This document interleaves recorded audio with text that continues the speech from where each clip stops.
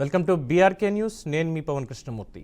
Prime డిబేట్లో ఈరోజు మనం తీసుకున్నటువంటి టాపిక్ సోషల్ మీడియా పోస్టులు. గత 2 రోజుల నుంచి కూడా డిస్కస్ చేస్తున్నాం. అంటే సమాజానికి పట్టినటువంటి ఒక రుగ్మత, ప్రస్తుతం ఉన్నటువంటి పరిస్థితుల్లో ఈ టెక్నాలజీ అడ్వాన్స్మెంట్ అయిన తర్వాత విచ్చలవిడిగా భావ ప్రకటన స్వేచ్ఛ అని, వాక్ స్వాతంత్రపు స్వేచ్ఛ అని, రాజ్యాంగం మాకు హక్కు ఇచ్చింది, మాట్లాడితే ఆర్టికల్ 19 అని చెప్పి ఎవరిష్టం వచ్చినట్టు వాళ్ళు మాట్లాడడం. ఇక్కడ ఒక పార్టీని విమర్శించడం అని కాదు, ఏ రాజకీయ పార్టీ అయినా సరే, లేదా ఒక సామాన్యుడైనా సరే, ఎవరికి వాళ్ళు కంట్రోల్లో ఉండాలి, స్వీయ నియంత్రణ అనేది ఉండాలి. ముందు నుంచి చెప్తున్నాం. సరే, దీంట్లో అనేక ఫేజెస్ అన్ని దాటొచ్చాం. ప్రస్తుతం ఉన్నటువంటి పరిస్థితి ఏంటంటే వైఎస్ఆర్సీపీకి సంబంధించినటువంటి సోషల్ మీడియా కార్యకర్తలు సోషల్ మీడియాలో గత 5 ఏళ్ల పాటు, ఇంకా మాట్లాడితే 10 ఏళ్ల పాటు పనిచేసి సమాజంలో ఈ హెచ్చుతగ్గులకి కంప్లీట్గా విమర్శించడం, కులమతాల మధ్య చిచ్చు పెట్టడం, 2 వర్గాల మధ్య చిచ్చు రాజేయడం, రాజకీయ నాయకుల్ని, వారి కుటుంబ సభ్యుల్ని, మహిళలని అత్యంత పాశవికంగా, హీనంగా, చెప్పుకోలేనటువంటి భాషలు. అంటే దాదాపుగా ఈ 10 ఏళ్ల కాలంలో ఏ పోలీస్ అధికారి కూడా మేబీ ఇలా మాట్లాడి ఉండకపోవచ్చు. డిఐజీ కోయ ప్రవీణ్ ఐపీఎస్ గారు నిన్న ప్రెస్ మీట్ పెట్టి వైఎస్ఆర్సీపీ సోషల్ మీడియా కార్యకర్త, అలాగే జగన్మోహన్ రెడ్డి గారి సతీమణి వైఎస్ భారతిరెడ్డి పిఏ వర్రా రవీందర్ రెడ్డి, అతనికి ఇంకొక పేరు పెట్టారు, సోషల్ సైకో అని. అతన్ని అరెస్ట్ చేసి అతనితో పాటు ఇంటూరి రవికిరణ్ రెడ్డి అనేటువంటి వ్యక్తిని, అలాగే సుధారాణి అనేటువంటి వ్యక్తిని, ఇంకా చాలామందిని అరెస్ట్ చేశారు. అరెస్ట్ చేసి దానికి సంబంధించి చెప్తూ అసలు వాళ్ళు వాడినటువంటి భాష కనీసం నేను ఈరోజు చెప్పలేకపోతున్నాను. అప్పుడెప్పుడో పూర్వకాలంలో రాక్షసులు, పిశాచాలు ఇలాంటి జాతులు ఉండేవిట, అలాంటి జాతికి చెందిన వాళ్ళేమో వీళ్ళు అని చెప్పి ఇప్పటి వరకు నాకున్నటువంటి ఎక్స్పీరియన్స్లో ఒక పోలీస్ అధికారి అటువంటి వ్యాఖ్యలు చేయడం నేనైతే చూడలేదు. అంత జుగుప్సాకరంగా ఇప్పుడు చెప్పినటువంటి పేర్లన్నీ కూడా అందరికీ ఫెమిలియరే. వర్రా రవీందర్ రెడ్డి కావచ్చు, ఇంటూరి రవికిరణ్ కావచ్చు, ఇంకా పేర్లు ఉన్నాయి చాలా వరకు. సో వీళ్ళందరి మీద కూడా పూర్తి స్థాయిలో ఒక పార్టీకి సంబంధించిన కార్యకర్త మీద పెడితే సరే 41A నోటీస్ ఇవ్వచ్చు. కానీ ప్రభుత్వంలో ఉండి, ప్రభుత్వ కార్యకలాపాల్లో భాగంగా ఉండి పనిచేస్తూ, వాళ్ళ పార్టీ కోసం పనిచేసి, ప్రజల సొమ్ముతో ప్రజల మధ్య చిచ్చు పెట్టడానికి పనిచేసినటువంటి వాళ్ళని ఏ విధంగా శిక్షించాలనే దాని మీద పోలీసులు ఇప్పుడు చర్చలు జరుపుతున్నారు, అరెస్టులు చేస్తున్నారు, లుకౌట్ నోటీసులు ఇస్తున్నారు. దీని అంతటికీ కూడా ఒక సంస్థాగతమైనటువంటి ఒక మెకానిజం, ఒక ఆర్గనైజ్డ్ మెకానిజం అనేది నడిచింది. అది జగన్మోహన్ రెడ్డి గారి పార్టీకి సంబంధించి అయితే వాళ్ళ తాడేపల్లి ప్యాలెస్లోనో ఇంకో చోట పెట్టుకోవచ్చు, వాళ్ళ కార్యాలయంలో పెట్టుకోవచ్చు, సోషల్ మీడియాను అక్కడి నుంచి నడిపించుకోవచ్చు. తెలుగుదేశం పార్టీది అయితే వాళ్ళ కార్యాలయంలో పెట్టుకోవచ్చు, జనసేనది వాళ్ళ కార్యాలయంలో పెట్టుకోవచ్చు, ఏ పార్టీ వాళ్ళది వాళ్ళ కార్యాలయంలో పెట్టుకోవాలి. కానీ అధికారంలోకి వచ్చిన దగ్గర నుంచి 2019 నుంచి 24 వరకు కూడా పార్టీకి సంబంధించినటువంటి కార్యకలాపాలు ఇవన్నీ ప్రభుత్వ అధికారులతోటి, ప్రభుత్వం తరఫున ఇంకొక కార్పొరేషన్ కూడా ఏర్పాటు చేసి ప్రజల సొమ్ముని జీతాలుగా చెల్లించి, ఏపీ డిజిటల్ కార్పొరేషన్ తన అనుయాయులైనటువంటి వారికి దానికి పదవి అప్పచెప్పి వాళ్ళ సోషల్ మీడియా కార్యకర్తలని దాంట్లో పోస్టింగ్స్ ఇప్పించి వాళ్ళకి 75,000 పైచీలకు జీతాలు కూడా ఇచ్చి చేసింది ఏంటంటే చంద్రబాబు నాయుడు, వారి కుటుంబ సభ్యులు, లోకేష్ కుటుంబ సభ్యులు, పవన్ కళ్యాణ్ వారి కుటుంబ సభ్యులు, పిల్లలు, ఆఖరికి తల్లిని చెల్లిని కూడా వదిలిపెట్టకుండా వైఎస్ విజయమ్మ, వైఎస్ షర్మిల, సునీతారెడ్డి వీళ్ల మీద కూడా అత్యంత జుగుప్సాకరంగా ఒక మహిళని కూడా చూడకుండా ఇష్టారీతిన వాళ్ళు రెచ్చిపోయారు. ఈరోజు అవి చెప్పడానికి పాపం పోలీస్ అధికారి, ఐపీఎస్ అధికారి కూడా సిగ్గుపడ్డారు, నేను ఈ భాష మాట్లాడలేను అని చెప్పి. మరి వీళ్ళని ఏమనాలి, వీళ్ళని ఏం చేయాలి ఈ సమాజంలో? సో ప్రతి ఒక్కరిని కూడా స్క్రూటినీ చేస్తున్నారు. చాలా అడ్వాన్స్డ్ మెకానిజం కూడా ఇప్పుడు తీసుకొస్తున్నారు. దీనికి సంబంధించినటువంటి ప్రభుత్వం నుంచి వచ్చినటువంటి అప్డేట్స్ చూస్తుంటే కనుక ఈ సోషల్ మీడియా మీద ప్రత్యేకమైనటువంటి నిఘా అనేది పెడుతోంది ప్రస్తుతం ఉన్నటువంటి కూటమి ప్రభుత్వం. సోషల్ సైబర్ సెక్యూరిటీ టీమ్స్ అనేవి కూడా రంగంలోకి దిగాయనేది ప్రస్తుతం అందుతున్నటువంటి సమాచారం. అలాగే ఫేక్ ఐడీలతోటి ఇష్టారీతిన మేము మాట్లాడతాము అని ఎవరైనా కనుక చేస్తే, ఎవరైనా పోస్టులు పెడుతున్నారని చూస్తే వాళ్ళని కూడా కనిపెట్టేందుకు ఇప్పుడు చర్యలు తీసుకుంటున్నారు. దాన్ని గుర్తించే టెక్నాలజీ తీసుకొస్తున్నారు. అలాగే సజ్జల రామకృష్ణారెడ్డి గురించి, సజ్జల భార్గవ రెడ్డి గురించి ఇక్కడ 2 విషయాలు చెప్పుకోవాలి. సజ్జల రామకృష్ణారెడ్డి క్యాబినెట్ ర్యాంక్ హోదాతోటి ఉన్నటువంటి వ్యక్తి, సలహాదారుగా.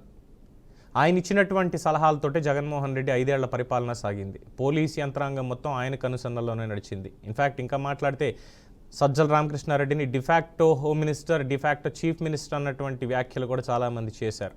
అతని పుత్రరత్నమే సదరు సజ్జల భార్గవ రెడ్డి. వైఎస్ఆర్సీపీ సోషల్ మీడియాని నడిపించినటువంటి వ్యక్తి. ఐపాక్ తర్వాత సజ్జల భార్గవరెడ్డి, వీళ్ళ కోఆర్డినేషన్ తోటే ప్రతి ఒక్కళ్ళ వ్యక్తిత్వ హననానికి కూడా తెరలేపారు. ప్రభుత్వంలో డిజిటల్ కార్పొరేషన్ కావచ్చు, ఐఎన్పిఆర్ డిపార్ట్మెంట్ కావచ్చు, దీనికి పనిచేసినటువంటి గుర్రంపాటి దేవేందర్ రెడ్డి అనేటువంటి వ్యక్తి, ఈయన ఐపీఎస్ అధికారి పివి సునీల్కి అత్యంత ఆప్తుడు అని కూడా చెప్తారు. ఆయన ఎవరన్నా విమర్శిస్తే పనిగట్టుకుని మరి కేసులు పెడతారని కూడా అంటారు.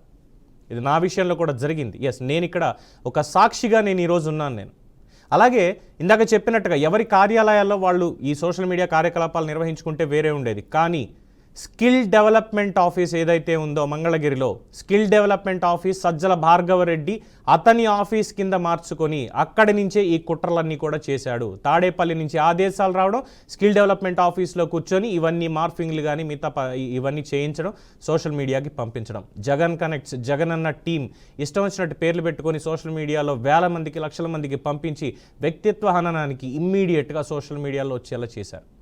ఇన్ఫ్యాక్ట్ 2014-19లో రాష్ట్రం విడిపడిన తర్వాత ఈ ఇంటూరి రవికిరణ్ అనేటువంటి వ్యక్తి కావచ్చు, గుర్రంపాటి దేవేందర్ రెడ్డి కావచ్చు, వర రవీందర్ రెడ్డి చాలా తక్కువ అప్పట్లో.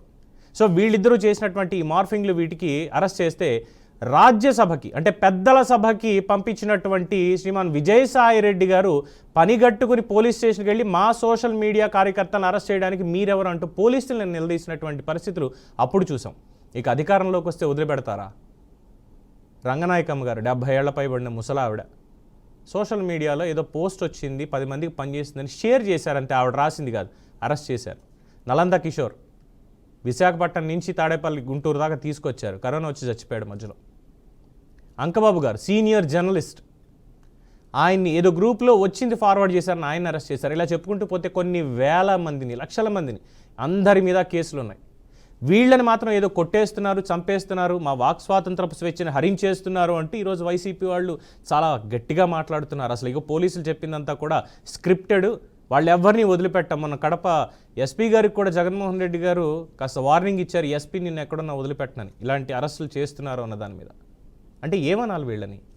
ఇక్కడ కేవలం వైఎస్ఆర్సీపీనే కాదు, ఇందులో తెలుగుదేశం పార్టీకి సంబంధించిన కొంతమంది, అలాగే జనసేనకి సంబంధించిన కొంతమంది, బీజేపీకి సంబంధించినటువంటి కొంతమంది కూడా ఈ అతివాదులు అనేటువంటి వాళ్ళు ఉన్నారు. సోషల్ మీడియాలో ఇష్టం వచ్చినట్టు మాట్లాడేటువంటి వాళ్ళు కొంతమంది ఉన్నారు. ప్రతి ఒక్కళ్ళ మీద చర్యలు తీసుకోవడం జరుగుతుంది, కఠినమైన చర్యలు తీసుకుంటామని ముఖ్యమంత్రి చంద్రబాబు నాయుడు గారు మొన్నే ప్రకటించడం కూడా జరిగింది.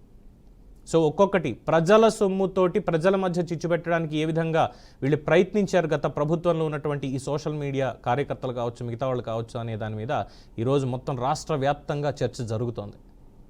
సో ముందు ఏం జరగబోతోంది, ఎలా ఉండబోతోంది, ఏ చర్యలు తీసుకుంటారు కూటమి, అలాగే వైసీపీ ఏం ఖండిస్తుంది అనేది ఈరోజు మన డిబేట్లో చూద్దాం. ప్రస్తుతం మనతోటి దీని మీద మాట్లాడడానికి తెలుగుదేశం పార్టీకి సంబంధించి అనూష ఉండవల్లి, ఐటీడీపీకి సంబంధించి, అలాగే వైఎస్ఆర్సీపీ నుంచి బొట్ల రామారావు బీసీసీఎల్, కీర్తన గారు స్టేట్ జనరల్ సెక్రటరీ జనసేన అందుబాటులో ఉన్నారు, నర్రా శ్రీనివాసరావు గారు సీనియర్ హైకోర్టు కౌన్సిల్ త్వరలో మనతో జాయిన్ అవుతారు. అందరికీ నమస్కారం అండి. ఫస్ట్ అనూష ఉండవల్లి, 2014 నుంచి 2019 వరకు ఫేజ్ 1, 2019 నుంచి 24 వరకు ఫేజ్ 2, మీరు కానీ కీర్తన గారు కానీ ఏ విధంగా సఫర్ అయ్యారంటే, మహిళల కింద నేను ముందు మాట్లాడుతున్నా, ఏ విధంగా సఫర్ అయ్యారు, మీ మీద ఎటువంటి పోస్టింగ్స్ వచ్చాయి అనేది ఒకసారి ప్రజలకు చెప్పండి. వైసీపీ వారికి అది తప్పు అనిపిస్తుందా, రైట్ అనిపిస్తుందా, తర్వాత వారి అభిప్రాయం తీసుకుందాం. సార్, ముందుగా ప్యానెల్లో ఉన్న సభ్యులకి, మీకు వీక్షకులందరికీ, బీఆర్కే న్యూస్ వీక్షకులందరికీ కూడా నా నమస్కారం. సో ఎలా సఫర్ అయ్యాము అనే దానికన్నా సార్,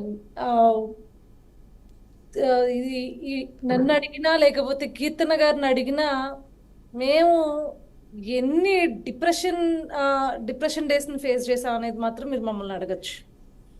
నార్మల్ ఇప్పుడు నేనైనా కావచ్చు, లేకపోతే తెలుగుదేశం పార్టీ నుంచి వచ్చిన గాయత్రి గారైనా కావచ్చు, లేకపోతే even though it is Anitha Vangalapudi garu కావచ్చు, ఇక్కడ కీర్తన గారు కావచ్చు, రాయ్ పటార్న గారు కావచ్చు, నార్మల్ సామాన్య కుటుంబం నుంచి వచ్చిన వాళ్ళం.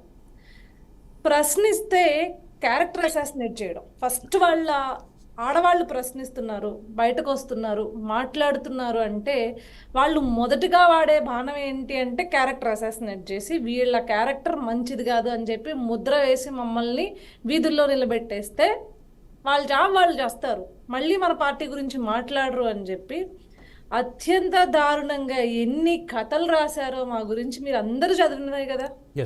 మా మీద అయితే ఏకంగా న్యూస్ ఆర్టికల్స్ రూపంలో రిలీజ్ చేసి, న్యూడ్ మార్ఫ్స్ రిలీజ్ చేసి, ఐ డోంట్ నో నేను ఇక్కడ చెప్పచ్చో లేదో తెలియదు, చూపించచ్చో లేదో తెలియదు, కానీ న్యూడ్ మార్ఫ్స్ రిలీజ్ చేసి మమ్మల్ని మాఫ్ చేసి ఆ మావి దారుణంగా, ఇంకా దారుణంగా మాట్లాడాలి అంటే తెలుగుదేశం పార్టీ మహిళా కార్యకర్తల యొక్క ఫోటోలు తీసుకెళ్ళి పాన్ వెబ్సైట్లో పెట్టారండి.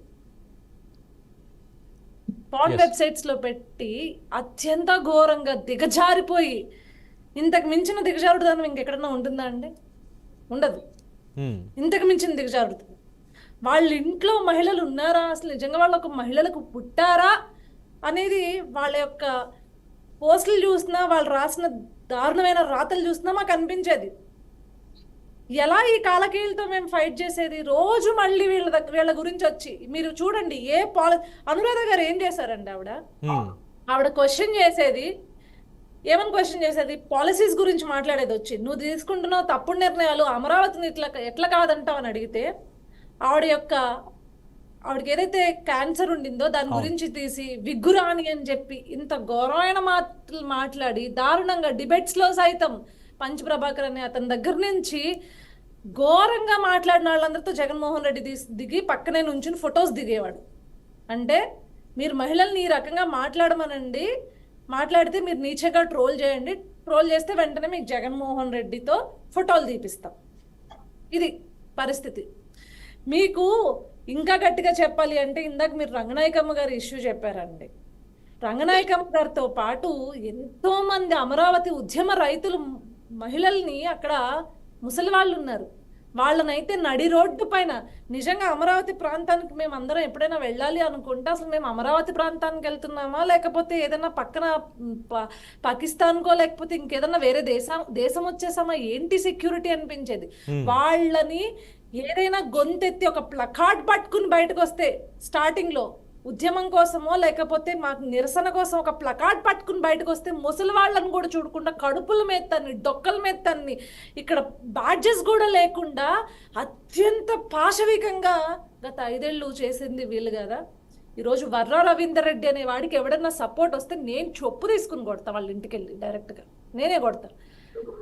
ఎన్ని కథలు రాశాడండి నా పైన. నేను చింతకాయల విజయ్ గారు మా వింగ్కి మానిటర్ చేస్తూ ఉంటారు, మా వింగ్ని.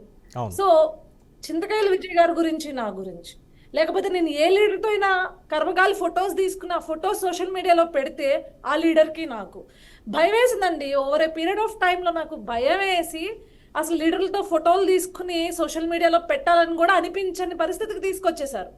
ఇంకా ఎంత ఘోరం అంటే అండి, కీర్తనని అడిగితే తెలుస్తుంది, మా మీద ట్రోలింగ్ని కానీ మమ్మల్ని క్యారెక్టర్ అసాసినేషన్ చేయడం కానీ నార్మలైజేషన్ చేస్తారు. ఒక పాయింట్ ఆఫ్ టైంకి ఇచ్చి దీని మీద పోరాడినా ఇంకా అవ్వదు, వీళ్ళు ఇంతే ఇలాగే వాగుతారు, వదిలేద్దాం, నార్మలైజ్ చేసి దాని మీద మాకు ఫైట్ చేయాలనే ఫైటింగ్ స్పిరిట్ని కూడా వీళ్ళు ఇంకింతే అండి. వాళ్ళ దగ్గర నుంచి ఏది రాదు, వాళ్ళ దగ్గర నుంచి పాలసీస్ మీద రాదు. మీరు ఈవెందో డిబేట్స్లో కూడా, నేను కొన్ని వందల డిబేట్స్ గురించి అడ్రస్ చేస్తాను. ఈవెందో డిబేట్స్లో కూడా చీరలు కట్టుకుంటారని చెప్పేసి, అమరావతి రైతులైతే పట్టు చీరలు కట్టుకుంటారా అని చెప్పి, లేకపోతే ఇంకా రకరకాలండి, అసలు చెప్పక్కర్లేదు. వాళ్ళ యొక్క క్యారెక్టర్ల మీద కొడతారు, లేకపోతే నువ్వు ఇక్కడికి వెళ్ళావంటారు, అక్కడికి వెళ్ళావంటారు, ఇంకా రకరకాలు మాట్లాడి ఈరోజు వీళ్ళ నీతి కబుర్లు చెప్తున్నారు, మా వాళ్ళని అరెస్టులు చేస్తున్నారు అని చెప్పి. వీళ్ళ వచ్చి జగన్మోహన్ రెడ్డి వచ్చి నేను చెప్తున్నాడు పోలీసులందరినీ ఎక్కడున్నా అంటే తీసుకొచ్చి కొడతాడంట. మరి ఆ రోజు ఏం చేసావు? ఆ రోజు రంగనాయకమ్మ బూతు తిట్టిందా నిన్ను? నీ మీద మార్ఫ్ వేసిందా? నీ మీద ఫేక్ న్యూస్ క్రియేట్ చేసిందా? ఆవిడ ఏదో న్యూస్ అనిపించింది, ఆవిడకి ఇది నిజమేమో అనిపించింది, ఎవరో థర్డ్ పర్సన్ రాసింది, నిజమేమో అనిపించింది, ఎక్స్క్యూజ్ మీ, ఆ న్యూస్ని షేర్ చేసింది. ఆవిడ్ని నువ్వు సిఐడి ఆఫీస్లో కూర్చోబెట్టి ఏదో క్రిమినలో, టెర్రరిస్టో, రేపిస్టో అన్నట్లు చేశారండి ఆ రోజు. నాకు సిఐడి నోటీసు, నాకు పోలీసుల నోటీసులు. దేనికి? ఏమమ్మా, నువ్వు అసెంబ్లీకి వెళ్ళి నీ కాన్స్టిట్యున్సీ గురించి అడుగు, అంతేగాని నువ్వు అసెంబ్లీకి వెళ్ళి భజన చేస్తావేంటి? జగన్మోహన్ రెడ్డి భజన కావాలంటే నువ్వు బయటికి కొన్ని వందల మీటింగ్లు పెట్టుకో, నీ కాన్స్టిట్యున్సీకి పిలిపించుకో, డప్పు కొట్టుకో, వందల మందితో బట్టరాజుల్లో పొగిడించుకో. బట్ అసెంబ్లీలో అది కాదు కదా అంటే నాకు నోటీసు. ఒక పేపర్ ఆర్టికల్ రాజమండ్రిలో ఒక పేపర్ ఆర్టికల్ వస్తే నేను షేర్ చేశానండి. పేపర్ ఆర్టికల్ ఆంధ్రప్రభ అని ఏదో ఒక పేపర్ ఉంటే దాన్ని షేర్ చేస్తే దానిపైన నాకు మీద మద్దూరులో ఒక కేసు.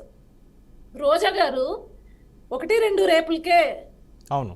మీరు ఇంత కగ్గోలు పెట్టాలా అంటే, ఏమమ్మా 1వ రేపు నీకో 2వ రేపు నీ ఇంట్లో ఉన్న ఆడబిడ్డకో జరిగితే నువ్వు ఇట్లా, నీ కూతురుకో జరిగితే ఇట్లే నువ్వు స్పందిస్తావా?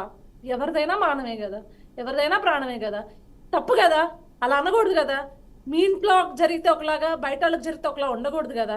సో 1-2 రేపులు కదా, ఎక్కడ జరిగినా, ఎవరికి జరిగినా, ఎలా జరిగినా మీ స్పందన ఇలా ఉండకూడదు అంటే దాని మీద ఒక case. Right. 1 second Anusha. Kirtan గారు, మీ ఎక్స్పీరియన్సెస్, ఎందుకంటే రామారావు గారు చాలా క్లియర్గా వింటున్నారు, ఆయన చాలా మంచి వక్త, ఆయన కరెక్ట్ ఒపీనియన్ ఈరోజు తెలుసుకోవాలనుకుంటున్నాను నేను. కీర్తన్ గారు చెప్పండి. ముందుగా మీకు, అలాగే ప్యానల్ ఉన్న సభ్యులకి, అలాగే బీఆర్కే న్యూస్ వాళ్ళకి నా నమస్కారాలు సార్. యాజ్ యూజువల్ మీ అందరికీ తెలుసు, నేను ఇప్పటికి వారం రోజులుగా ఏ నసని భరించలేక అసలు రాకూడదు అనుకున్నాను వర్రా టాపిక్ అంటేనే, బట్ మళ్ళీ అటెండ్ అవ్వాల్సి వచ్చింది. బట్ నా సిన్సియర్ రిక్వెస్ట్ ఏంటంటే, వైసీపీ అధికార ప్రతినిధి గారికి, వైసీపీ పార్టీలో ఉన్న వాళ్ళు కానీ ఒక్కసారి ఏమైనా మీరు ఒక స్టేట్మెంట్ ఇచ్చే ముందర మీ ఇంట్లో మీ సిస్టర్ని, మీ భార్యని, మీ పిల్లల్ని, మీ తల్లిని ఒకసారి దృష్టిలో పెట్టుకుని ఇటువంటి పెద్దవాళ్ళని సపోర్ట్ చేయమని మాత్రం రిక్వెస్ట్ చేస్తాను. అండ్ నా పర్టికులర్ విజన్ ఏంటంటే సార్, నేను ఒక మధ్యతరగతి అమ్మాయిని, married to family person sir. నా లైఫ్ ఏదో నేను చూసుకుంటూ, ఎడ్యుకేషన్, నా పిల్లలు, ఇలా ఉండే సగటు అమ్మాయి. సో ఇప్పుడు ఏదైతే అనుష చెప్తున్నారో సేమ్ అలాంటి కాన్సెప్ట్. ఇప్పుడు మీరు ఒక రాయి మా మీద వేసేస్తారు సార్, దాన్ని స్ప్రెడ్ చేసే వాళ్ళు ఎంతమంది ఉంటారు సార్? కరెక్ట్. మీరు ఒక స్టేట్మెంట్ పాస్ చేస్తారు, దాన్ని స్ప్రెడ్ చేసే మంచి కన్నా చెడే ఎక్కువ. అది నా వాళ్ళ బయట వాళ్ళ అని తేడా ఉంటుంది సార్. ప్రతి ఒక్కరికి ఒకరిని నాశనం చేయాలనే ఇంటెన్షనే ఉంటుంది, అంటే ఎదగనిచ్చకూడదని. సో వీళ్ళు మా కామెంట్ సెక్షన్ లోకి వచ్చి విచ్చలవిడిగా మాట్లాడుతుంటే, నా ఇంట్లో వాళ్ళే కామెంట్ సెక్షన్ చూడవా, అసలు అవసరమా అని మా ఇంట్లో వాళ్ళకి ఎన్ని నసలు పెట్టారో, నన్ను బయట పంపొద్దని చెప్పి ఎంత టార్చర్ పెట్టారో నాకు తెలుసు.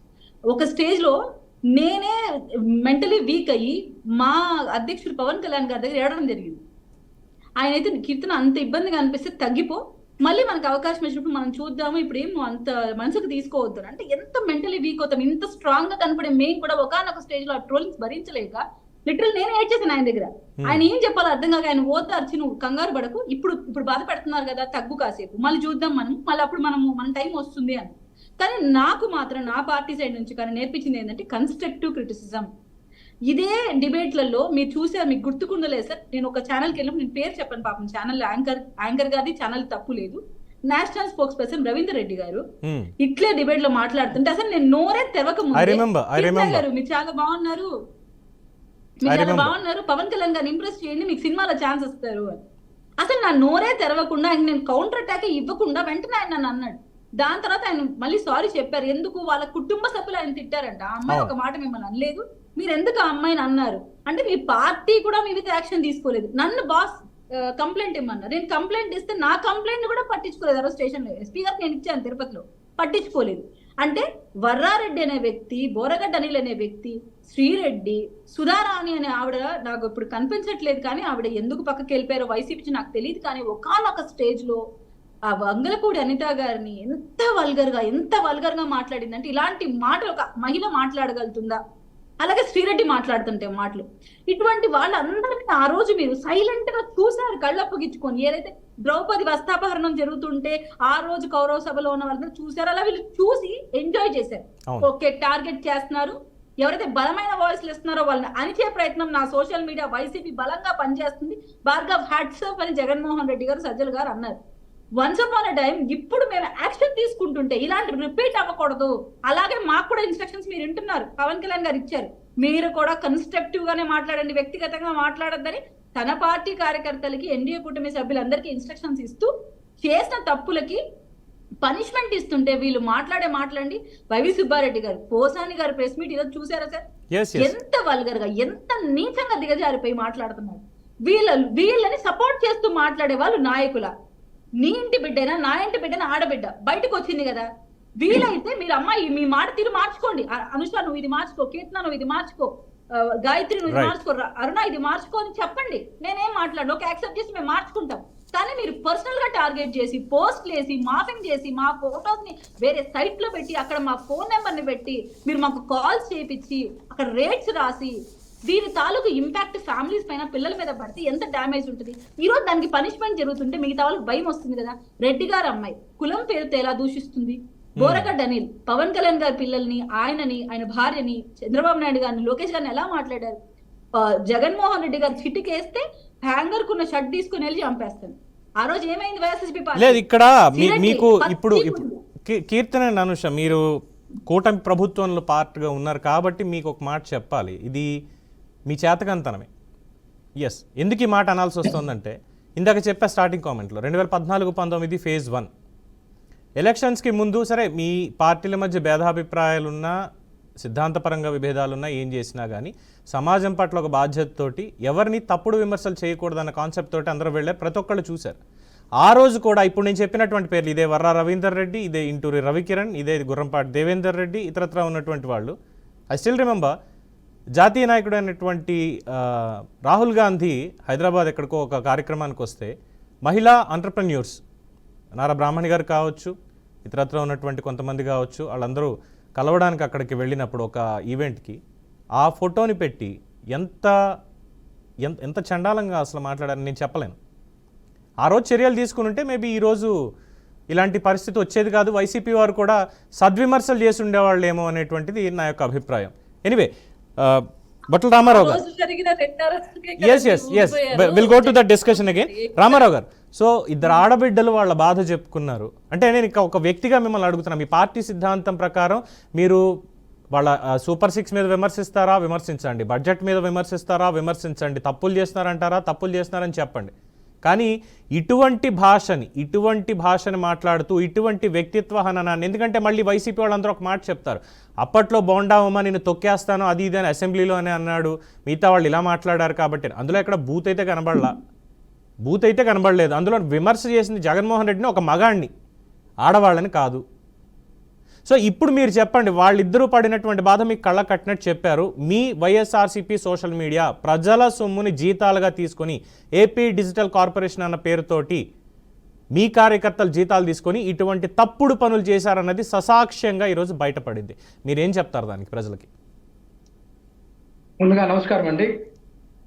బీఆర్కే న్యూస్ వారికి, అట్లాగే ఈ ప్యానల్గా సభ్యులుగా ఉన్నటువంటి తెలుగుదేశం పార్టీ నుండి పాల్గొన్నటువంటి అనుష గారికి, అట్లాగే జనసేన పార్టీ నుండి వచ్చిన కీర్తన గారికి ముందుగా నమస్కారాలు. మరి మనం చూస్తా ఉన్నామండి, సోషల్ మీడియా అంశం అనేది ఈరోజు ప్రధాన అంశంగా తీసుకొని కేవలం వైఎస్ఆర్ కాంగ్రెస్ పార్టీకి సంబంధించినటువంటి సోషల్ మీడియా యాక్టివిస్టుల మీదనే ఈరోజు పోలీసులు చర్యలు తీసుకుంటున్నారు అనేది వాస్తవం. సోషల్ మీడియా విషయానికి వస్తే ఇది ప్రధానమైనటువంటి రాజకీయ పార్టీలకు ప్రధానమైనటువంటి ప్రచార సంధానంగా ఈరోజు సోషల్ మీడియా తయారైంది. గతంలో కూడా సోషల్ మీడియాలో అనేక మంది అన్ని రకాల పార్టీల వాళ్ళు పెచ్చరిల్లి మాట్లాడినటువంటి మాట వాస్తవం. ఏదైతే తెలుగుదేశం పార్టీకి సంబంధించినటువంటి సజ్జ అజయ్, అట్లా జనసేన పార్టీకి సంబంధించినటువంటి కిరా కార్పి చేపల పులుసు తయారు చేసేటటువంటి వ్యక్తి మాట్లాడినటువంటి అంశాలు కానీ, చాలా అంతకుముందు కూడా పట్టాభి గారు మాట్లాడినటువంటి అంశాలు కానీ, ఇవన్నీ కూడా ఉన్నాయి. వీటికి కౌంటర్ గానే వైఎస్ఆర్సీపీ అభిమానులు ఉండేటటువంటి వ్యక్తులు సోషల్ మీడియాలో స్పందించినటువంటి మాట వాస్తవం. అయితే ఇక్కడ ఒకటి మాత్రం వాస్తవం, ఏదైతే వర్రా రవీందర్ రెడ్డి గారి మీద వస్తున్నటువంటి ఈ యొక్క విమర్శల్లో మనం కొన్ని ఆలోచించాలి. గతంలో వైజాగ్ కేంద్రంగా వర్రా రవీందర్ రెడ్డి పేరుతోటి ఫేక్ ఐడి క్రియేట్ చేసి సోషల్ మీడియాలో కొంతమంది ఏదైతే వైఎస్ఆర్ కాంగ్రెస్ పార్టీ వ్యతిరేకంగా ఉండేటటువంటి వ్యక్తులు చాలా నీచమైనటువంటి పోస్టింగ్లు పెట్టినప్పుడు కూడా చర్యలు తీసుకోవడం జరిగింది. మరి మనం చూస్తా ఉన్నాం, ఈరోజు సజ్జల భార్గవను, అర్జున్ రెడ్డి గారిని, అట్లాగే మనకు ఇప్పుడు చూస్తుంటే గుర్రంపాటి దేవేందర్ రెడ్డి, వీళ్ళని టార్గెట్ చేసుకొని వీళ్ళ మీద కక్షపూరితంగా చేసేటటువంటి చర్యలు తప్పితే ఎలాగా రామారావు గారు, ఎలాగ సార్ కక్షపూరితంగా అని ఏ విధంగా అనగలుగుతున్నారు? అసలు చూసినటువంటి వ్యాఖ్యలు కానీ, అంటే పోస్టింగ్స్ నేను చూపించలేకపోతున్నాను, నేను సభాముఖంగా కొన్ని పోస్టింగ్స్ నేను నిజంగానే చూపించలేకపోతున్నాను, వాళ్ళ ఒరిజినల్ అకౌంట్స్ నుంచి పెట్టినటువంటివి. నాదే ఒక క్వశ్చన్ అండి, వర్రా రవీందర్ రెడ్డి అనే అకౌంట్ నుంచి వర్రా రవీందర్ రెడ్డి అనే అతను లైవ్ పెట్టి బూతులు తిడుతూ నన్ను ఏమేమో దారుణమైన బూతులు మాట్లాడుతూ, పచ్చి బూతులు, నేను మళ్ళీ చెప్తున్నా, ఇది వర్ర రవీందర్ రెడ్డి లైవ్ పెట్టి ఏం పీక్కుంటావో బిక్కు అన్నాడు లాస్ట్లో. మరి ఇప్పుడు మీరు మీ సోషల్ మీడియా తరపు నుంచి సారీ చెప్పిస్తారండి? మీ వైసీపీ పార్టీ సారీ చెప్తుందా? నాకు అమ్మ నేను తప్పు చేశాను, కాళ్ళు పట్టుకుంటాము, తప్పు చేయించాము వర్ర రవీందర్ రెడ్డి అనే వాడికే మేము ఇట్లా డిజిటల్ కార్పొరేషన్ నుంచి లేకపోతే వాడిని కో కన్వీనర్ గా పెట్టుకుని జగనన్న కనెక్ట్స్ నుంచి పెట్టుకుని వాడికి డబ్బులు ఇచ్చాము, తప్పు చేశాము, వాడు లైవ్ పెట్టి మరి సరే సరే సరే ఇక్కడ ఇంకొక పాయింట్ వస్తుంది. అనూష ఉండవల్లి తెలుగుదేశం పార్టీ కాబట్టి, ప్రత్యర్థి పార్టీ కాబట్టి తిట్టించారు, వ్యక్తిత్వహనం చేశారు, ఫైన్. కీర్తన గారు జనసేన కాబట్టి వ్యక్తిత్వహనం చేయించారు, fine. YS Vijayamma, YS Sharmila ఏం చేశారండి? వైఎస్ సునీతారెడ్డి ఏం చేసింది రామారావు గారు? ఒక విషయం అండి సార్, ఒక్క పాయింట్ యాడ్ చేస్తాను sir. Sorry sir, Yeah. YCP అధికార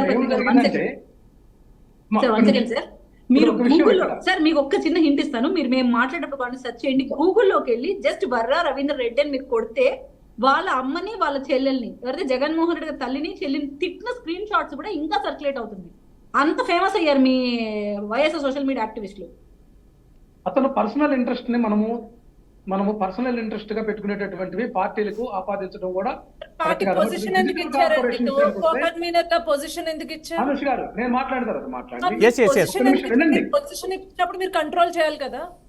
అదే ఒక్క నిమిషం మాట్లాడిన తర్వాత మాట్లాడుకుందాం. ఇప్పుడు మీరు ఇద్దరు మహిళా నేతలుగా వచ్చారు, మేము హానరబుల్ గా గౌరవించి మీరు చెప్పేటివన్నీ కూడా సహేతుకంగా విన్నాం. ఒక్క నిమిషం ఆలోచన చేయండి.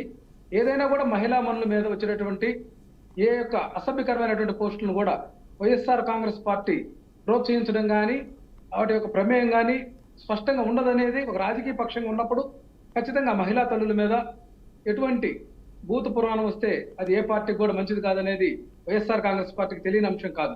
ఇక్కడ నేనేమంటున్నానంటే, ఒక వైఎస్ఆర్ కాంగ్రెస్ పార్టీ కాదు, అన్ని పార్టీల్లోని సోషల్ మీడియా యాక్టివిస్టుల మీద, సోషల్ మీడియాకు సంబంధించినటువంటి దాని మీద ఒక క్లారిటీగా ఎవరైనా సరే భూత పురాణం మాట్లాడి ఏదైతే సభ్య సమాజానికి విరుద్ధమైనటువంటి భాషను వాడినటువంటి అందరి మీద చర్యలు చేపడితే ఈరోజు వైఎస్ఆర్ కాంగ్రెస్ పార్టీ కూడా దానికి ముందుండి ఏదైతే నడిపించమని కోరేది. ఇప్పుడు మనం చూస్తా ఉన్నాం, కేవలం కక్షపూరితంగా ఒక పార్టీకి సంబంధించినటువంటి యాక్టివిస్టుల మీదనే చర్యలు తీసుకునే దిశగా ఉంది. ఇప్పుడు ఒక సోషల్ మీడియా యాక్టివిస్ట్ మీద తప్పు చేసి ఉండొచ్చేమో, ఒకవేళ మీ దృష్టిలో చేసుంటే 10 కేసులు నమోదైతే ఒక కేసుని పరిగణలో తీసుకుని మిగతా 9 కేసుల్ని ఎవిడెన్స్ గా తీసుకోవాల్సినటువంటి పరిస్థితి పోలీసు వారికి ఉంటుంది చట్టపరంగా. కానీ 10 చోట్ల 10 కేసులు బుక్ చేయటం, వారిని ఎరగొట్టడం, మ్యాన్ హ్యాండ్ చేయటం. ఇంటూరు రవికిరణ్ ఈరోజు చెప్పాడు, అట్లాగే వర్రా రవీందర్ రెడ్డిని మ్యాన్ హ్యాండ్లింగ్ చేసి పోలీసులు కక్షపూరితంగా ప్రభుత్వం యొక్క ప్రమేయంతో జరుగుతుంది. మీ అందరికి తెలిసినటువంటి అంశమే. సుప్రీంకోర్టు సైటేషన్ తీసుకుంటే ఏదైతే సోషల్ మీడియా యాక్టివిస్టుల మీద ఎటువంటి కేసులు కానీ ఏమి చర్యలు కానీ తీసుకోవడానికి వీల్లేదని చెప్పి సాక్షాత్తు సెంట్రల్ హోమ్ డిపార్ట్మెంటే ఇక్కడ చీఫ్ సెక్రటరీస్ కానీ డీజీపీలకు కానీ లెటర్ పంపినటువంటి అంశం కూడా మనం చూస్తా ఉన్నాం. ఎప్పుడు పంపించారు రామారావు గారు? ఎప్పుడు పంపించారు ఈ లెటర్? ఇది ప్రజాస్వామ్య దేశం, ఇది డిక్టేటర్షిప్ లో నడవట్లేదు. రామారావు గారు లెటర్ ఎప్పుడు పంపించారు? అది లెటర్ ఎప్పుడు పంపించారు? సెంట్రల్ హోమ్ మినిస్ట్రీ నుంచి లెటర్ ఎప్పుడు పంపించారు? 2005 నుంచి 2005లో ఒక సుప్రీంకోర్టు ఒక సజెషన్ ఇచ్చింది. Social media IT act 66, 65, IT act 66, 65, 67 వీటి సెక్షన్లకు సంబంధించి భావ ప్రకటన స్వేచ్ఛ అంటే ఒక పార్టీని కానీ ప్రభుత్వాన్ని కానీ విమర్శిస్తే, పని చేయట్లేదు అనో, మీ పాలన బాగాలేదనో విమర్శిస్తే దాన్ని క్రిమినల్ కేసుల కింద ఇంకోట చేయకూడదని చెప్పి ఇచ్చారు. అది ఓకే. సోషల్ మీడియాలో పెట్టినటువంటి కేసులన్నింటికి అంటే రేపు పొద్దున్న ఎవరో ప్రతి ఒక్కళ్ళని న్యూడ్గా పెడతారు మార్ఫింగ్ చేసి, అది భావ ప్రకటన స్వేచ్ఛ అనుకోవచ్చా? సుప్రీంకోర్టు ఒప్పుకుంటుందా? ఇక్కడ వ్యవస్థలో ఉన్నటువంటి లోపాలతోటి రకరకాల మార్ఫింగ్స్ వచ్చింది. ఇక్కడ మనకి ఈ యొక్క సోషల్ మీడియాని ఏదైతే టెక్నాలజీని ఏదైతే ఫేక్ అకౌంట్స్ తోటి కొంతమంది క్రియేట్ చేయటం, కొంతమంది చాలా ఎంతూజియాజంగా ఉన్నటువంటి విషయాన్ని పక్కదారి పట్టిస్తూ సరే ఈ చర్చ లాగా ఎంతూజియాజం వీటి వెనకాల వెళ్తుంది, బానే ఉంది. మీకంటూ ఒక పార్టీ ఉంది, మీకంటూ కేంద్ర కార్యాలయం ఉంది, మీకంటూ జిల్లాకి ఒక కార్యాలయం అనేది ఉంది, మొత్తం అన్నిటికి కూడా ఉన్నాయి. మీ సోషల్ మీడియా వింగ్కి సంబంధించి మీ తాడేపల్లి సెంట్రల్ ఆఫీస్ ఏదైతే ఉందో అక్కడ పెట్టుకోవచ్చు, లేదు అనుకుంటే ఇంకొక ఆఫీస్ ఉంది మంగళగిరిలో, అక్కడ పెట్టుకోవచ్చు. స్కిల్ డెవలప్మెంట్ కార్పొరేషన్ ఏదైతే బిల్డింగ్ ఉందో దాంట్లో మీ సోషల్ మీడియా ఆఫీస్ పెట్టడానికి, అక్కడ సజ్జల భార్గవ రెడ్డి పనిచేయడానికి ఏంటి సంబంధం? ప్రజల ఆస్తి ఒక అది. విషయం నేను స్పష్టం చేయదలుచుకున్నానండి. ఉమ్, స్కిల్ డెవలప్మెంట్ కార్పొరేషన్ లో ఉమ్, స్కిల్ డెవలప్మెంట్ కి సంబంధించి ప్రభుత్వం యొక్క ఉమ్. సంక్షేమ కార్యక్రమాలు కానీ అభివృద్ధి కార్యక్రమాలకు సంబంధించినటువంటి సారీ, విషయాలను వాళ్ళు మీరు ముందుకు చెప్పడం తీసుకొచ్చారు మీరు తప్ప చెప్పడం ఏదో ఇది చెప్తున్నారు. అసంబద్ధమైనటువంటి మీరు చెప్పడం ఏదో చెప్తున్నారు. సాక్ష్యం నేను డేట్స్ కూడా చెప్తా, కావాలంటే చెక్ చేసుకోవచ్చు మీరు. నవంబర్ 8, నవంబర్ 9, నవంబర్ 10, 2023 సంవత్సరం తెలంగాణలో ఎన్నికలకి ముందు జరుగుతున్నటువంటి సన్నాహాలు, అప్పుడే ఉన్నటువంటి పరిస్థితులు రాజకీయంగా. స్కిల్ డెవలప్మెంట్ ఆఫీస్కి ఒకనొక పరిస్థితికి విచారించడానికి వెళ్ళినప్పుడు అక్కడ చూసినటువంటి విషయం, మీ సోషల్ మీడియా కార్యకర్తలు అండర్ సజ్జల భార్గవ రెడ్డి టీం వాళ్ళ ఆధ్వర్యంలో అక్కడ కూర్చుని మీ పార్టీకి సంబంధించి, ప్రభుత్వానికి సంబంధించి కాదు, మీ పార్టీకి సంబంధించి కార్యక్రమాలు చేస్తున్నారు. అలాగే సోషల్ మీడియాలో విమర్శలకి అక్కడ మొత్తం ఎడిటింగ్ కానీ, స్క్రీన్ పెట్టి రికార్డింగ్స్ కానీ, వీడియోలు చేయించడం కానీ అక్కడే జరుగుతున్నాయి. మీ పార్టీకి సంబంధించి, ప్రభుత్వానికి సంబంధించి కాదు. ప్రభుత్వానికి సంబంధించింది అయితే ఐఎన్పిఆర్ డిపార్ట్మెంట్ ఉంది, ఆ రోజు ఉన్నటువంటి మినిస్టర్ ఎవరో మీకు తెలుసు. వాళ్ళు చేయించాల్సినటువంటి పని సజ్జల భార్గవ రెడ్డి ఎందుకు చేస్తాడు మీ పార్టీకి సంబంధించి? మళ్ళీ దానికి ఏపీ డిజిటల్ కార్పొరేషన్ అని పెట్టి దాని నుంచి జీతాలు ఇవ్వడం ఏంటి? ప్రజల సొమ్ముని జీతాలు ఇవ్వడం ఏంటి మీ పార్టీ పనిచేయడానికి? ఒకటండి, ఐఎన్పిఆర్ కి డిజిటల్ కార్పొరేషన్ కి స్కిల్ డెవలప్మెంట్ కి పరస్పర వ్యత్యాసం ఉంది. స్కిల్ డెవలప్మెంట్ చేసేది ఏదైతే నైపుణ్యాభివృద్ధి సంస్థ వృత్తిపరంగా. సరే, అవన్నీ అందరికీ తెలుసు. అక్కడ ఎందుకు వాడుతున్నారు, ఎందుకు వాడుకోవాల్సి వచ్చింది అన్నది ప్రశ్న. ట్రైనింగ్ పెట్టినారు తప్పితే. సో నర్రా శ్రీనివాసరావు గారు, సీనియర్ హైకోర్టు కౌన్సిల్ కూడా మనతో జాయిన్ అయ్యారు ఈ అంశాల మీద మాట్లాడడానికి. సో రామారావు గారు, ఐ హోప్ మీరు ఆన్సర్ వెతుక్కున్నారని నేను అనుకుంటున్నా. మీ పార్టీ కార్యకలాపాలు నిర్వహించడానికి, మీ సోషల్ మీడియా వ్యక్తిత్వ హననం కార్యక్రమాలకి ఆంధ్రప్రదేశ్ స్కిల్ డెవలప్మెంట్ కార్యాలయాన్ని ఎందుకు వాడుకోవాల్సి వచ్చింది అండర్ సజ్జల భార్గవ రెడ్డి టీం? సజ్జల భార్గవ రెడ్డి ఏమీ ప్రభుత్వంలో భాగం కాదు, ప్రభుత్వానికి సజ్జల భార్గవ రెడ్డికి సంబంధం లేదు, ఏపీ డిజిటల్ కార్పొరేషన్ డైరెక్టర్ కూడా కాదు తను, అందులో ఒక ఉద్యోగి కూడా కాదు. మీ పార్టీ సోషల్ మీడియా కోఆర్డినేటర్. ప్రభుత్వ కార్యాలయాలను ఎలా వాడుకుంటాడు? ఒక విషయం అండి, స్కిల్ డెవలప్మెంట్ కార్యాలయంలోనే ప్రభుత్వ సలహాదారుగా ఉన్నటువంటి సజ్జల రామకృష్ణారెడ్డి గారి కార్యాలయం కూడా ఉండేది. సజ్జల భార్గవరెడ్డి వాళ్ళ యొక్క కుమారుడు కాబట్టి అక్కడికి తరచుగా వాళ్ళ తండ్రి గారితో కానీ, మా నాన్న సీఎం కాబట్టి సీఎం కుర్చీలో నేను కూర్చోవచ్చా? చైర్ కూర్చోలే, ఎప్పుడు కూర్చోలేదండి అది. కూర్చోవచ్చా? మా నాన్న సీఎం, నేను సీఎం కుర్చీలో కూర్చోవచ్చా? చెప్తున్నా, మీరు అడిగిన దానికి ఆన్సర్ చెప్తున్నా.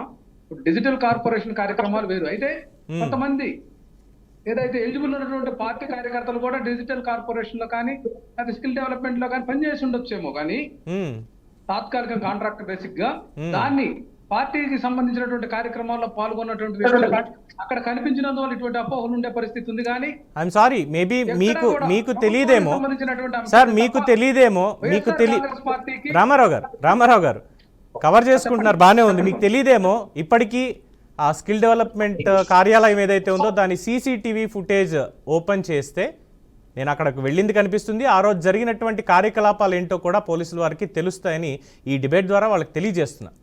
మీరు చెప్పినట్టుగా అక్కడ ఉండొచ్చేమో, లేదు ఉండొచ్చేమో, చెయ్యొచ్చేమో, ఇలాంటి మాటలు వద్దు దయచేసి. రైట్, ఒకసారి నర్రా శ్రీనివాసరావు గారి అభిప్రాయం తీసుకుందాం. రామారావు గారు వస్తాం, మీ దగ్గరికి వస్తాను ఒక్కసారి. వైఎస్ఆర్ కాంగ్రెస్ పార్టీ కార్యాలయం ఉంది, అక్కడ కంప్యూటర్ ఆపరేటర్లు కానీ దానికి సంబంధించినటువంటి ఉద్యోగస్తులంతా ఉన్నారు, ఐటీకి సంబంధించినటువంటి వాళ్ళు. ప్రభుత్వ కార్యక్రమాలు తప్పితే మనం ఇక్కడ లేదులేండి, అలా ఏం లేదు. అన్ని సాక్ష్యాధారాలతో సహా ఉన్నాయి, చెప్తాం. శ్రీనివాసరావు గారు, సార్ ఓవరాల్గా ఏంటంటే ఇప్పుడు వీళ్ళు మాట్లాడేదంటే మాజీ మంత్రులు కానీ, ఎమ్మెల్యేలు కానీ, ఆఖరికి మాజీ ముఖ్యమంత్రి ప్రస్తుత పులివెందుల ఎమ్మెల్యే చెప్పేది, ఎస్పీలకు కూడా వీళ్ళు ధమ్కీ ఇస్తున్నారు.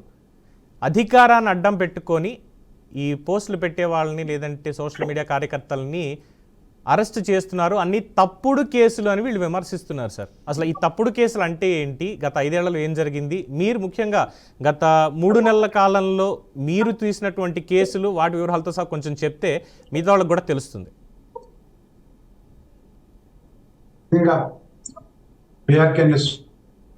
ప్రేక్షకులకి అదేవిధంగా ఈ చర్చలో పాల్గొంటున్నటువంటి ధన్యవాదాలు. ఇక్కడ ఆర్టికల్ 19 కింద ఉంది, భావ ప్రకటన స్వేచ్ఛకి కొన్ని పరిమితులు ఉన్నాయి. భావ ప్రకటన స్వేచ్ఛ అనగానే ఎదుటి వాళ్ళని దూషించడం, అసభ్యకరంగా పోస్టులు పెట్టడం, లేకపోతే ఎనిమిటీని క్లాసెస్ ఆఫ్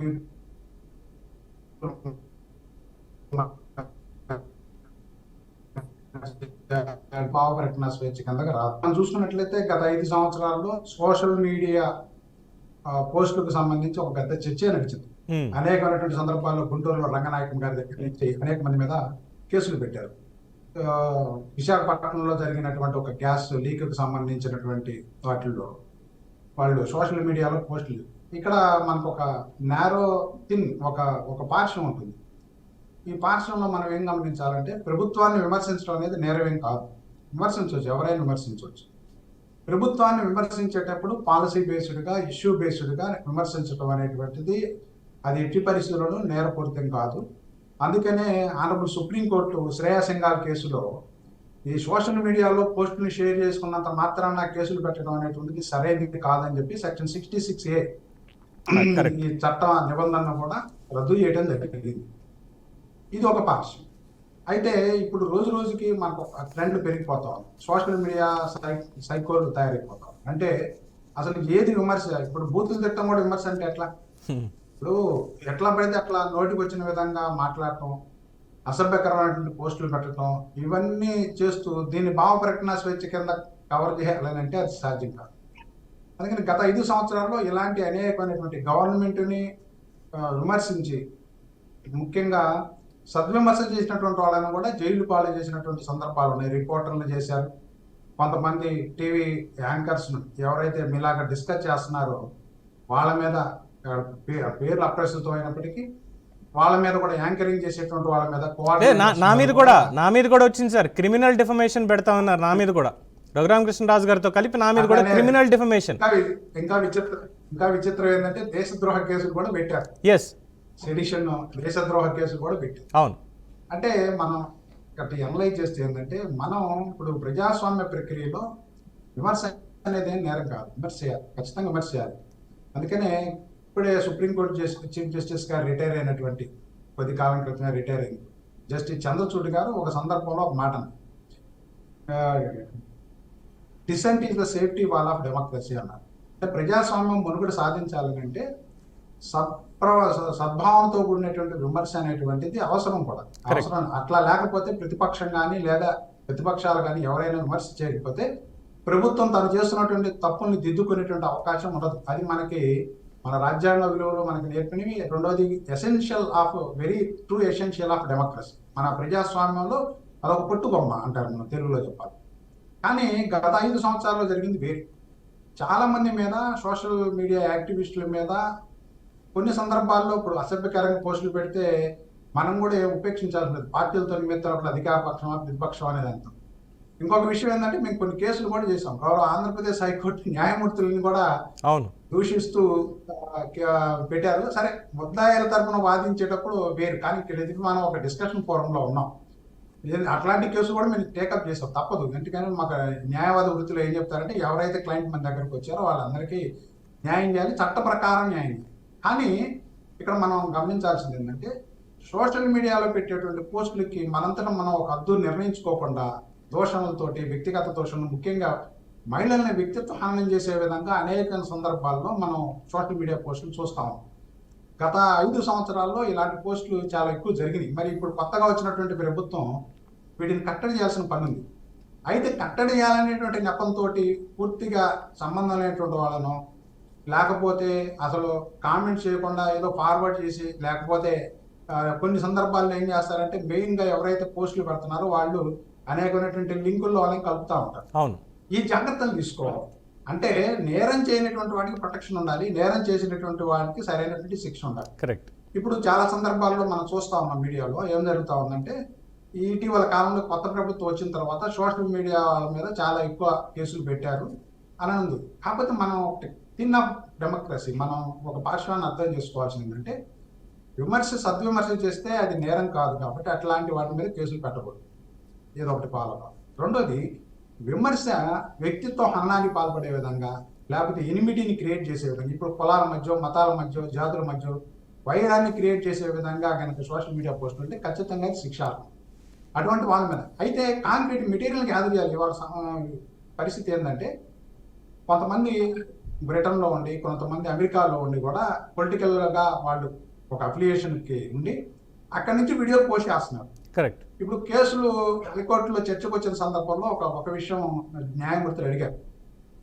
మరి వీటిని ఏదైతే సోషల్ మీడియా ప్లాట్ఫామ్స్ ఉన్నాయో ఇప్పుడు యూట్యూబ్ కానీ లేకపోతే ఫేస్బుక్ కానీ లేకపోతే ఎక్స్, ఇప్పుడు వస్తున్నటువంటి ఎక్స్ ఇట్లాంటి లేకపోతే వాట్సాప్ గ్రూపుల్లో కానీ కట్టడి చేయడానికి మార్గాలు వాళ్ళందరూ వాళ్ళే సెల్ఫ్ కట్టడి చేసేటువంటి మార్గాలు ఎదుర్కోవచ్చు అనుకున్నప్పుడు యూట్యూబ్ వాళ్ళు ఒక కౌంటర్ ఫైల్ చేశారు. యూట్యూబ్కి ఎక్కడో అమెరికాలో, ఫేస్బుక్ కానీ యూట్యూబ్కి అమెరికాలో ఉంది వాడి హెడ్ ఆఫీస్. అవును. అక్కడ తెలుగు రాదు. కానీ మన వాళ్ళు ఏం చేస్తున్నారు, అమెరికాలో ఉండి బ్రిటన్లో ఉండి తెలుగులో దోషణలకు పాల్పడుతూ తెలుగు వాటిని అప్లోడ్ చేస్తా ఉన్నారు. వీటికి ఒక మెకానిజం, ఇప్పుడు ఏఐ టెక్నాలజీ బాగా డెవలప్ అయింది కాబట్టి ఏఐ టెక్నాలజీని ఉపయోగించుకొని దీన్ని కట్టడి చేయడానికి లేకపోతే స్క్రీనింగ్ లెవెల్లోనే దాన్ని రిమూవ్ చేయడానికి కావాల్సినటువంటి ఎవెన్యూస్ ఏంటి అనేటువంటిది కూడా ఇప్పుడు గత వారం 10 రోజుల నుంచి ఒక డిస్కషన్ నడుస్తారు. ఐటీ యాక్ట్ ప్రకారం ఆంధ్రప్రదేశ్ ప్రభుత్వం కూడా కొన్ని రూల్స్ ని ఫ్రేమ్ చేయొచ్చు. అవును. అలాంటి రూల్స్ ని ఒక మెకానిజం ని మనం క్రియేట్ చేసుకొని ఏది మంచి ఏది చెడు, ఏది విమర్శ కాదు, ఏది బూత్ లేకపోతే ఏది అన్పార్లమెంటరీ లాంగ్వేజ్, ఇలాంటి వాటిని కూడా క్లారిటీ ఇవ్వాలి. లేకపోతే ఏమవుతుందంటే పోలీస్ ఆఫీసర్లకి ఈ విచక్షణ వదిలేస్తే కొన్ని సందర్భాల్లో వీటిని మిస్యూజ్ చేస్తారు. గత 5 సంవత్సరాల్లో జరిగింది అది. ఎందుకంటే వైజాగ్లో ఒక గ్యాస్ లీక్ దానికి సంబంధించినటువంటి దాని గురించి ప్రభుత్వం ఎందుకు పట్టించుకోవాలా, లేకపోతే ఇట్లాంటి పరిస్థితులను ఎందుకు మనం ప్రివెంట్ చేయకూడదు అని అంటే దాంట్లో సద్విమర్శ అదేమి ప్రభుత్వాన్ని లేకపోతే కూల్చేదో లేదా ప్రభుత్వం మీద తోలనాడేదో కూడా కాదు. అలాంటి పోస్టులు పెట్టినటువంటి వాళ్ళని సిఐడి ఆఫీసులకు రోజుల తరబడి తిప్పి కోవిడ్లో సీనియర్ సిటిజన్స్ అని కూడా చూడకుండా చేసినటువంటి, నేను వాళ్ళ ఇంటికి కూడా వెళ్ళాను అప్పుడు కోవిడ్లో, రంగనాయకం వాళ్ళ ఇంటికి వెళ్ళి వాళ్ళకి లీగల్గా మేము ప్రొటెక్షన్ ఇస్తామమ్మా అని ధైర్యం ఇవ్వడం జరిగింది. ఇలాగ అనేకమైనటువంటి సందర్భాల్లో సోషల్ మీడియాలో అనేకమైన రిపోర్టర్ల మీద, ముఖ్యంగా రిపోర్టర్ల మీద కూడా, సీనియర్ రిపోర్టర్ల మీద కూడా ఇలాంటి సెడిషన్ కేసుల్ని నమోదు చేసి వాళ్ళని జైలు పాలు చేసినటువంటి సందర్భాన్ని కూడా మనం చూస్తాం. కాబట్టి ఒక బ్యాలెన్స్నెస్ అనేది న్యాయవాదులుగా మేమేం కోరుకుంటామంటే ఆర్టికల్ 14 చట్టం అందరికీ సమానం. చట్టాన్ని అందరికీ సమానంగా అమలు చేయాలి. అధికార పార్టీయా లేకపోతే ప్రతిపక్ష పార్టీయా లేకపోతే ఏ పక్షానికి చెందినటువంటి వాళ్ళ అనేటువంటిది కాదు. ఎవరు చేసినా సరే నేరం అనేటువంటిది నేరానికి ఒకే డెఫినేషన్ ఉంటుంది. ఎవరు చేసింది ఏదైతే యాక్ట్ మనం చేస్తున్నామో చట్టానికి వ్యతిరేకంగా అది నేరం అవుతుంది సిఆర్పిసిలో ఇచ్చినటువంటి నిబంధనలు. కాబట్టి చట్ట వ్యతిరేకంగా చర్యలు చేసేటువంటి వాళ్ళు ఎవరైనా ఏ సోషల్ మీడియాలో ప్లాట్ఫామ్లో ఎక్కడ జరిగినా సరే ఖచ్చితంగా శిక్షార్హులు. ముఖ్యంగా మహిళల మీద ఇలాంటి ట్రోలింగ్స్ అనేటువంటిది చాలా ఎక్కువగా జరుగుతూ ఉంది. అది ఇప్పుడు ఈ పార్టీ ఆ పార్టీ అనేది నేను చెప్పను, కానీ సో పార్టీ యాక్టివిస్టులు కూడా ఇక్కడ డిబేట్లో ఉన్నారు కాబట్టి స్వీయ నియంత్రణ అనేటువంటిది పార్టీల్లో కూడా ఉండాలి. అట్లానే ఈ స్వీయ నియంత్రణతో పాటు చట్టాన్ని గౌరవించేటువంటి దృక్పథాన్ని కూడా అలవాటు చేసుకోవాలి. చాలా వెస్ట్రన్ కంట్రీస్లో మనం చూస్తే ఒక చట్టం పాస్ అయిందంటే ఆ చట్టాన్ని గౌరవించే వాళ్ళు చాలా ఎక్కువ మంది ఉంటారు. మన దేశంలో దురదృష్టవశాత్తు ఏం జరుగుతుందంటే ఒక చట్టాన్ని పాస్ చేసినప్పటికీ, మనం ఒక చట్టాన్ని అంగీకరిస్తున్నప్పటికీ పార్లమెంట్ కానీ అసెంబ్లీ చట్టాన్ని గౌరవించకుండా మనకి చట్టాన్ని మనకు అనుకూలంగా ఆపాదించినటువంటి పరిస్థితి, దౌర్భాగ్య పరిస్థితి మనకు వస్తా ఉంది. ఇంకొక పరిస్థితి ఉంది శ్రీనివాస్ గారు, ఏంటంటే లేని చట్టాన్ని నెత్తి మీద పెట్టుకుంటాం, ఉన్న చట్టాన్ని తొంగలో తొక్కుతాం. అది కరెక్ట్, అది వాస్తవం. అందుకని మనం ఇప్పుడు ఏంటంటే న్యాయవాదిగా మేము ఏం కోరుకుంటామంటే రాజ్యాంగ విలువలు పెంపొందించాలి, చట్ట విలువలు పెంపొందించాలనుకుంటాం పార్టీలకు అతీతంగా. కాకపోతే కొంతమంది వ్యక్తులు పలానా పార్టీలో ఉంటారు, ఆ పార్టీ కూడా దాన్ని నియంత్రించగలగాలి, ఇటువంటివి మళ్ళా జరగకుండా చర్యలు తీసుకోగలగాలి. ఒకవేళ అసభ్యకరమైనటువంటి పోస్టులు ఎవరైనా పెడతా ఉంటే నియంత్రించడం కోసం, స్వీయ నియంత్రణ కోసం కూడా పార్టీలు కొన్ని యార్డ్ స్టిక్స్ పెట్టుకోవాలి, దానికి డిసిప్లినరీని ఏర్పాటు చేయాలి. అలా చేయకుండా ఎదుటి పార్టీ వాడు పెడితేనేమో తప్పు, మన పార్టీ వాడు పెడితేనేమో ఒప్పు అనే పరిస్థితి కనుక వచ్చేటట్టయితే ఇంకా ప్రజాస్వామ్యం మనకు ఏముంటది, ఎవరు అధికారం ఉంటే వాళ్ళ అధికారాన్ని దుర్వినియోగం చేసే పరిస్థితి కనుక వచ్చిందంటే ఎవరు అధికారంలో ఉన్నటువంటి పార్టీ వాళ్ళకి ఇమ్యూనిటీ ఉంటుంది. రైట్, ఏది చట్టం నుంచి. ప్రతిపక్షంలో ఉన్నటువంటి వాళ్ళకి మాత్రం ఆ ఇమ్యూనిటీ ఉండలేదు. ఎందుకని వాళ్ళ ప్రతిపక్షానికి చెందినటువంటి వాళ్ళు కాబట్టి ఈజీగా కేసులు పెట్టడం, అరెస్టులు చేయడం అనేటువంటి జరుగుతుంది. రెండోది చట్ట నిబంధనలో ఇంకోటి ఉంది, 7 సంవత్సరాల లోపు శిక్ష పడేటువంటి కేసుల్లో పోలీస్ స్టేషన్ అరెస్ట్ చేయడం లేదు, నార్మల్గా లేదు. కాకపోతే ఈ కేసులో అరెస్ట్ అవసరం అని కనుక భావించినప్పుడు ఆ అరెస్టుకు సంబంధించినటువంటి పూర్వాపరాన్ని పరిశీలించినటువంటి ఇన్వెస్టిగేషన్ ఆఫీసరు ఇక్కడ అరెస్ట్ అవసరం, ఇది గ్రావిటీ ఎక్కువ ఉంది, nature of the offence gravity ఎక్కువ ఉంది అని కనుక భావించినప్పుడు 7 సంవత్సరాల లోపు శిక్ష ఉన్నటువంటి కేసుల్లో కూడా అరెస్ట్ చేయొచ్చు. అయితే చాలా సందర్భాల్లో పోలీసుల మీద వచ్చేటటువంటి అపవాదులు ఏంటంటే అధికార పక్షానికి అనుగుణంగా పనిచేస్తున్నారు, ప్రతిపక్షాలకు వ్యతిరేకంగా పనిచేస్తున్నారు. గత ప్రభుత్వం మీద చేసినట్టు అనేక కేసుల్లో మేమే చాలా కేసులు వేసాం. Right. కాబట్టి ఈ ప్రభుత్వానికి కూడా అదే వర్తిస్తుంది. అవును. అదే యాడిస్టిక్ ఈ ప్రభుత్వానికి కూడా లేదు, ఏ పార్టీ కాబట్టి మనం వారికైనా balance సరే, చేయాల్సి- ఏ పార్టీ వారికైనా సరే, ఏ సామాన్యుడికైనా సరే నోరు అదుపులో ఉండాలి, మన భాష అదుపులో ఉండాలి. మనం విమర్శ సద్విమర్శ అయితే పర్వాలేదు, కానీ ఇష్టారీతిన అందరినీ విమర్శిస్తాం, మా ఇష్టం వచ్చినట్టు మాట్లాడతాం, అనుచిత పదజాలం వాడతాము, ఆడవాళ్ళని ఇష్టం వచ్చినట్టు కించపరుస్తూ ఉంటే ఖచ్చితంగా శిక్షార్హం అనేదే. దానికి సెక్షన్లు ఇవి ఏం చూడక్కర్లేదు, సమాజం కూడా ఒక మాట కాస్త చెప్పాలండి. చెప్పండి. ఇప్పుడు ఒకటేంటంటే విమర్శ చేసేటప్పుడు సబ్జెక్ట్ కావాలండి. బూతులు తిట్టడానికి సబ్జెక్ట్ అవసరం. సబ్జెక్ట్ నేర్చుకున్నటువంటి వాడు ఎవడో బూతులు తిట్టడు. ఇప్పుడు గవర్నమెంట్ తప్పులు చేస్తుందండి, రాజ్యాంగ వైలేషన్ చేస్తుంది, లేదంటే చట్ట వైలేషన్ చేస్తుందని కాసేపు అనుకున్నప్పుడు ఏ చట్ట నిబంధనల ప్రకారం వైలేట్ చేసింది, ఏ అంశాల పరిధికి లోబడి ఇది తప్పు, ఎందుకు ప్రభుత్వం చేసేటువంటి చర్యలు కోర్టులో హైవేస్ కార్పస్ పిటిషన్ చాలా ఫైల్ చేస్తాం.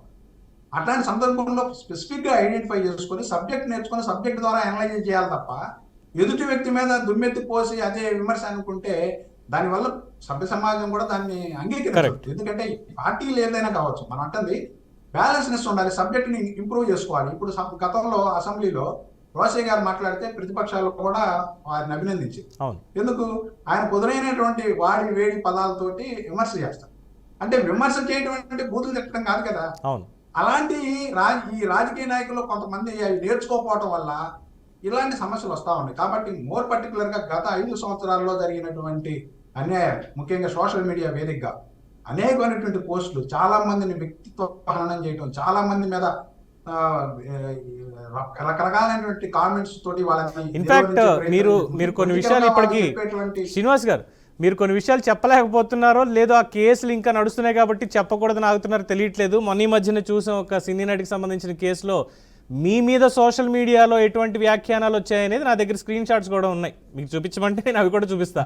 అంటే ఎవరిని వదలట్లేదు, ఒక రిపోర్టర్ దగ్గర నుంచి ఒక రాజకీయ నేత దాకా ఎవరిని వదలట్లేదు. ప్రతి ఒక్కళ్ళని కూడా ఏదో మా హక్కు, వీళ్ళ ఇంట్లో వాళ్ళని తిట్టడం అనేది మా హక్కు, అది మా పార్టీ సిద్ధాంతాలు రాజకీయంగా ఎలా ఉన్నా కానీ మేము ఇలాంటి విమర్శలే చేస్తాం అనేటువంటి ఒక ధోరణి సమాజంలోకి వచ్చేసింది చాలా క్లియర్గా. ఒక పాము కూడా భయపడితేనే ఒక మనిషిని కాటేస్తుంది, మామూలుగా వెళ్ళిపోతుంటే ఏం చేయదు. కానీ ఈ సోషల్ మీడియా సర్పాలు ఏవైతే ఉన్నాయో వీళ్ళని కెలికినా కెలక్కపోయినా, అవసరం ఉన్నా అవసరం లేకపోయినా ప్రతి ఒక్కళ్ళని కాటు వేస్తూనే ఉంటాయి. సో పాముల్ని చంపినా చంపకపోయినా ఈ సోషల్ మీడియా సర్పాలని మాత్రం కట్టడి చేయడం మాత్రమే కాదు, పూర్తిగా నిర్మూలించాలి. ఇది సమాజం కోరుకుంటున్నటువంటిది. సో ఈ డిబేట్లో పార్టిసిపేట్ చేసినందుకు కీర్తన్ గారికి, జనసేన అధికార ప్రతినిధి, అలాగే Anusha Undavalli Telugu Desam party, Botla Ramarao garu YSRCP, senior counsel high court Narra Srinivasarao గారికి ప్రత్యేకమైన ధన్యవాదాలు. సోషల్ మీడియా కట్టు దాటితే కట్టడి తప్పదు, కఠినమైన శిక్షలు తప్పవు. ప్రభుత్వ సొమ్ము అంటే ప్రజల సొమ్ముని ఏ పార్టీ వాళ్ళైనా, Telugu Desam, Janasena, BJP, YSRCP, all over the parties in India ఎవరైనా సరే మా ఇష్టం, ప్రజల పన్నుల నుంచి మా పార్టీల కోసం మాత్రమే మేము వాడుకుంటాం అనేటువంటిది ఉంటే ఇదే బహిరంగ హెచ్చరిక ప్రజల తరఫున. ఎవరు చూస్తూ ఊరుకోరిక పైన అన్నీ బయటకు వస్తున్నాయి. ఇక ముందు వచ్చేటువంటి ప్రభుత్వాలు ప్రతి ఒక్కళ్ళు కూడా ఆత్మవిమర్శ చేసుకోవాలి. మన సమాజానికి ఏం చేస్తున్నాం అనేది, ఏ విలువల కోసం మనం రాజకీయాలు చేస్తున్నాం అనేది గుర్తెరగాలి.